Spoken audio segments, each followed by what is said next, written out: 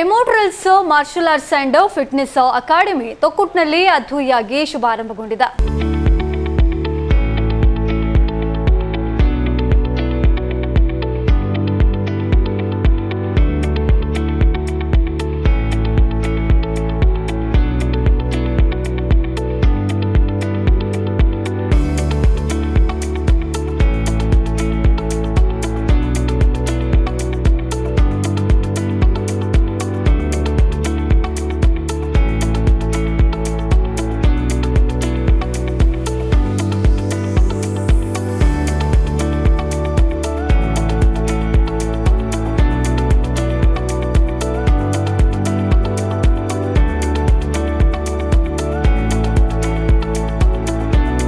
ಇನ್ನು ಮುಖ್ಯ ಅತಿಥಿಗಳಾಗಿ ಶ್ರೀ ಪ್ರದೀಪ್ ಡಿಸೋಜಾ, ಜಿಲ್ಲಾ ಯುವ ಸಬಲೀಕರಣ ಮತ್ತು ಕ್ರೀಡಾ ಇಲಾಖೆಯ ಉಪನಿರ್ದೇಶಕರು ಭಾಗವಹಿಸಿದ್ರು. ಹಾಗೆಯೇ ಸಂಸ್ಥಾಪಕ ಮಾಸ್ಟರ್ ರೋಹನ್ ಎಸ್ ಅವರು ಕಾರ್ಯಕ್ರಮದ ನೇತೃತ್ವವನ್ನು ವಹಿಸಿದ್ರು. 2022ರಲ್ಲಿ ಸ್ಥಾಪನೆಯಾಗಿರುವಂತಹ ಎಮೋಟಲ್ಸ್ ಅಕಾಡೆಮಿ ಉಶ್, boxing, kick boxing, MMA, Muay Thai ತರಬೇತಿಯನ್ನು ನೀಡ್ತಾ ಇದೆ.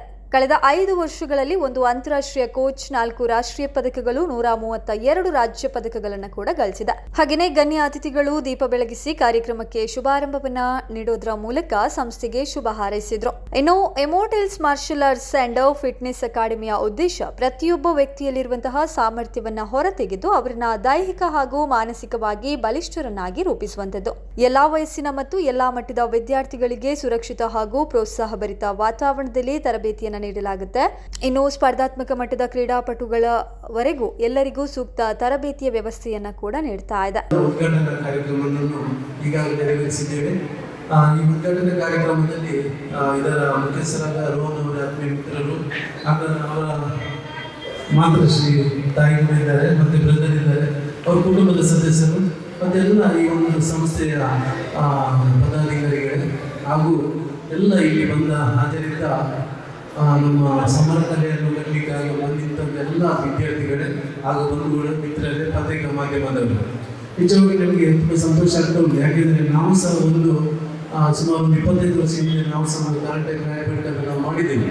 ಆ ಟೈಮಲ್ಲಿ ನಮ್ಮನ್ನು ಹುಮ್ಮಸ್ಸು ಏನಿದ್ದಂದರೆ ಒಂದು ರೀತಿಯಲ್ಲಿ ಬೆಳಿಗ್ಗೆ ಎದ್ದುಕೊಂಡು 5ನೇ ಕ್ಲಾಸಿಗೆ ಹೋಗ್ತಿದ್ದೇವೆ. ನಾವು ಫಿಟ್ನೆಸ್ ಆಗಿತ್ತು, ಈಗ ಸ್ವಲ್ಪ ದಪ್ಪ ಕಾಣ್ತೇವೆ ಜೀವನದಲ್ಲಿ, ಆದರೆ ಆ ಒಳಗಿನ ಸ್ಟ್ರೆಂತ್, ಒಳಗಿನ ಕಾನ್ಫಿಡೆನ್ಸ್ ಈಗ ಸಹ ನನ್ನಲ್ಲಿ ಉಂಟು.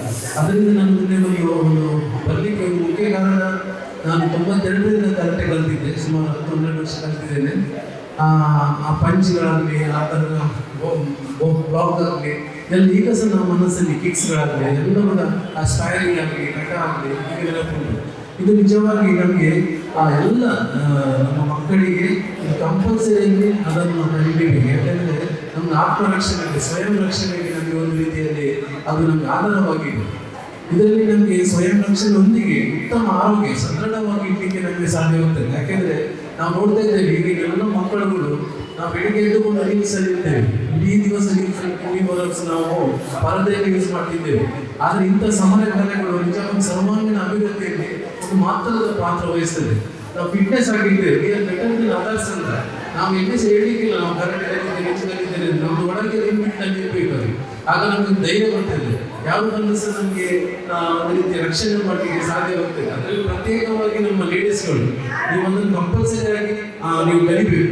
ಕಲಿತ್ರೆ ನಿಮಗೆ ನಿಜವಾಗಿ ಮುಂದೆ ಯಾವುದೇ ಅನಾಹುತ ಸಂದರ್ಭದಲ್ಲಿ ಕೂಡ ನಿಮಗೆ ಒಂದು ರೀತಿಯ ಧೈರ್ಯ ಬರ್ತದೆ, ಒಂದು ಕಾನ್ಫಿಡೆನ್ಸ್ ಬರ್ತದೆ. ಎವ್ರೀಸ್ ಆಗಲಿ, ಎಕ್ಸೈಸ್ ಆಗಲಿ, ಇವರ ಒಂದು ಗರಡಿಯಲ್ಲಿ ಪಳಗಿದ್ದು ತುಂಬ ಮಂದಿ ಇದ್ದಾರೆ. ನಾನು ಕೆಲವು ವರ್ಷದಲ್ಲಿ ಇವರನ್ನು ನೋಡ್ತಾ ಇದ್ದೇನೆ. ಒಳ್ಳೆ ಇಂಟ್ರೆಸ್ಟ್ ಅಲ್ಲಿ ಒಂದು ರೀತಿಯಲ್ಲಿ ಕಾಂಪಿಟೇಷನ್ ಆಗಲಿ, ಆ ಸಂಘಟನೆ ಮಾಡೋದಾಗಲಿ, ಆ ತರಬೇತಿ ಕೊಡೋದ್ರಲ್ಲಿ ಒಳ್ಳೆ ರೀತಿಯ ಒಂದು ವ್ಯವಸ್ಥಿತ ರೀತಿಯಲ್ಲಿ ಮಾಡಿದ್ದಾರೆ. ಮತ್ತು ಪ್ರಸ್ತುತ ಒಂದು ಉಳ್ಳಾಲ ಒಂದು ಪ್ರದೇಶದಲ್ಲಿ, ಉಳ್ಳಾಲ ತಾಲೂಕಿನಲ್ಲಿ ಕೂಡ ಈ ಒಂದು ಅಕಾಡೆಮಿ ಸ್ಟಾರ್ಟ್ ಮಾಡಿ ಎಲ್ಲರಿಗೂ ಒಂದು ಅವಕಾಶ ಮಾಡಿಕೊಟ್ಟಿದ್ದಾರೆ. 1977 ಹಿಂದೆ ಕರೆಕ್ಟ್ ಎಲ್ಲ ಕಲಿಬೇಕಾದ್ರೆ ಪೊಲೀಸ್ ಡಿಪಾರ್ಟ್ಮೆಂಟ್ ಪರ್ಮಿಷನ್ ಬೇಕಿತ್ತಂತೆ. ಅಂದರೆ ಅದು ಕೆಲವರಿಗೆ ಮಾತ್ರ ಅವಕಾಶ ಸಿಕ್ಕಿದೆ. ಈಗ ಎಲ್ಲರಿಗೂ ಮುಕ್ತವಾಗಿ ಅವಕಾಶ ಸಿಕ್ಕಿದೆ. ಮತ್ತು ಈ ಪರಿಸರದಲ್ಲಿ ಇವರನ್ನು ಅಕಾಡೆಮಿ ಮಾಡಿ ಈಚೆಲ್ಲ ನಮ್ಮ ಈಚೆ ಎಲ್ಲ ಗ್ರಾಮಗಳು, ತುಂಬ ಗ್ರಾಮಗಳುಂಟು, ಇಲ್ಲಿ ಯುವಕರಿಗೆಲ್ಲ ಇದೊಂದು ಒಳ್ಳೆ ಅವಕಾಶ ಸಿಕ್ಕಿದೆ. ಇದರೊಟ್ಟಿಗೆ ಮಲ್ಟಿಪಲ್ ಆಕ್ಟಿವಿಟೀಸ್, ಈಗ ನಿಮ್ಮದು ಕರಾಟೆ ಇರ್ಬೋದು, ಕೃಷಿ ಇರ್ಬೋದು, ಮತ್ತು ಯಾವುದು ಕಿಕ್ ಬಾಕ್ಸಿಂಗ್ ಇರ್ಬೋದು, ಜಿಮ್ ಇರ್ಬೋದು, ಜುಂಬಾ ಇರ್ಬೋದು, ಎಲ್ಲ ರೀತಿಯಲ್ಲಿ ಮಲ್ಟಿಪಲ್ ಅವಕಾಶವನ್ನು ಒಂದೇ ಒಂದು ಸ್ಟೂಡೆಂಟ್ಗಳಿಗೆ ಮಾಡಿಕೊಟ್ಟಿದ್ದಾರೆ. ನಿಜವಾಗಿ ನಾನು ಈ ಒಂದು ಮಾರ್ಷಲ್ ಆರ್ಟ್ಸ್ ಫಿಟ್ನೆಸ್ ಅಕಾಡೆಮಿ ನಾನು ಶುಭ ಕೋರ್ತೇನೆ. ಮತ್ತು ಎಲ್ಲರೂ ಕೂಡ ಇದನ್ನು ಸದುಪಯೋಗ ಪಡಿಕೊಳ್ಬೇಕು. ಮತ್ತು ಇದೊಂದು ಇಮೋಟಲ್ ಅಂದರೆ ಅಮರ, ಶಾಶ್ವತವಾಗಿ ಇರಬೇಕಂದ್ರೆ ನಾವು ಏನು ಕಲಿತಿದ್ದೇವೆ ಅದು ಶಾಶ್ವತವಾಗಿ ನಮ್ಮಲ್ಲಿ ಹಿಂಬಾಲಿಸಿ ನಮ್ಮ ನೆರಳು ಬಂದ ನಮ್ಮಲ್ಲಿ ಇರಬೇಕು. ಅದು ಯಾವಾಗಲೂ ನಮ್ಮನ್ನು ಶಿಸ್ತು ಕಲಿಸ್ತದೆ. ಯಾಕೆಂದ್ರೆ ಕ್ರೀಡೆಯಲ್ಲಿ ನಮ್ಮನ್ನು ಕರೆಕ್ಟಾಗಿ ಇಲ್ಲದ್ರೆ ಯಾವುದೋ ಸವಾಲು ಕಲಿಯಬಹುದು. ನಮಗೆ ಒಂದು ರೀತಿಯ ಡಿಸಿಪ್ಲಿನ್ ಕಲಿಸ್ತದೆ, ಒಂದು ಲೀಡರ್ಶಿಪ್ ಕ್ವಾಲಿಟಿ ಕಲಿಸ್ತದೆ. ಅದು ಬೆಟರ್ ಅದರ್ಸ್ ಅಂತ ಹೇಳಿ ನಮ್ಮಲ್ಲಿ ನೋಡೋದು ಇರಬೇಕು. ಏನೋ ಒಂದು ಜೀವನದಲ್ಲಿ ಏನೋ ಉಂಟಂದ್ರೆ ನಾವು ಅದನ್ನು ಕಲಿತಿದ್ದೇವೆ, ಆ ವಿದ್ಯೆಯನ್ನು ಕಲಿತಿದ್ದೇವೆ ಅಂತ ಹೇಳಿ ಅದಕ್ಕೆ